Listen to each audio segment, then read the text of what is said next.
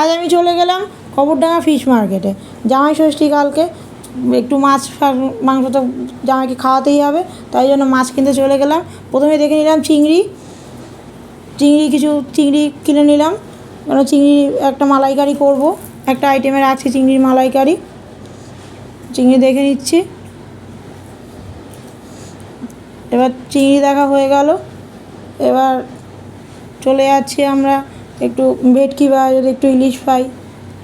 জামাই বলেছে ইলিশটা নিজে কিনবে, তাই জামাই ইলিশের দিকে যাচ্ছে, আমি ভেটকির দিকে যাচ্ছি। এবার খুঁজতে খুঁজতে আমরা যাচ্ছি।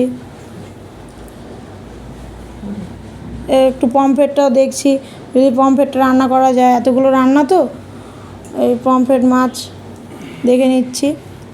এবার একটু পমফ্রেট মাছ নিয়ে নেব কালকে রান্নার জন্য। প্রথমবার এসছি জামাই ষষ্ঠীর জন্য। একটু চিংড়ি দেখে নিলাম, কিছু চিংড়ি নিয়েও নিয়েছি, অত তো দেখানো আপনাদের হলো না, চিংড়িটা নিয়ে নিয়েছি ব্যাগে করে। এবার একটু ভেটকিটা দেখে নিচ্ছি, ভেটকির পাতুরি বানাবো। হ্যাঁ, ভেটকি ফিশ ফ্রাই বানাবো। এই ভেটকি নিয়েও নিলাম, কাল প্রত্যেকটা রেসিপি আপনাদের সামনে আসবে।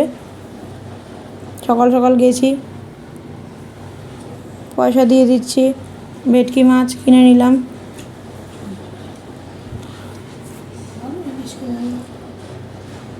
এই ভেটকি,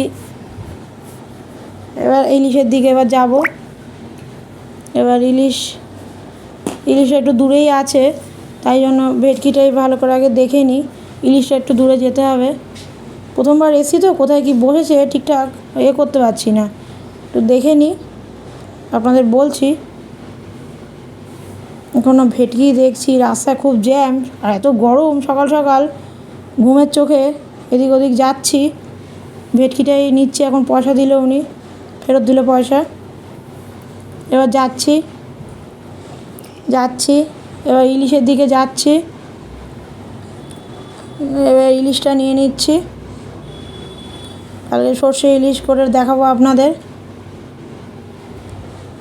এই ইলিশ ঢালছে দেখুন, মোটামুটি সস্তাতেই পেয়েছি ইলিশ, তাই জন্যই যাওয়া আসলে। ইলিশটা নিয়ে নিচ্ছি, ভালো করে দেখাতে পারছি না, রাস্তায় খুব জ্যাম ছিল। হ্যাঁ, ইলিশটাও নিয়ে নিয়েছি। এবার আপনাদের কালকে সর্ষে ইলিশ রান্না করে আমি দেখাবো। একটা আইটেমের মধ্যে রেখেছি আমি ইলিশটা, এটা আমার জামাই দিয়েছে। একসাথে আমরা গেছি জামাই ষষ্ঠী, কে নিয়ে যাবে বলুন না। এবার চিংড়িটা, এবার এই দেখুন আমার ভেটকি মাছ, এই এত বড় সাইজের আমি ভেটকি মাছটা নিয়ে এসেছি। এই আমার চিংড়ি, এই আমার জামার সাথে ইলিশ, এই ভেটকি। ভালো লাগলে সাবস্ক্রাইব করে দেবেন ভিডিওটা।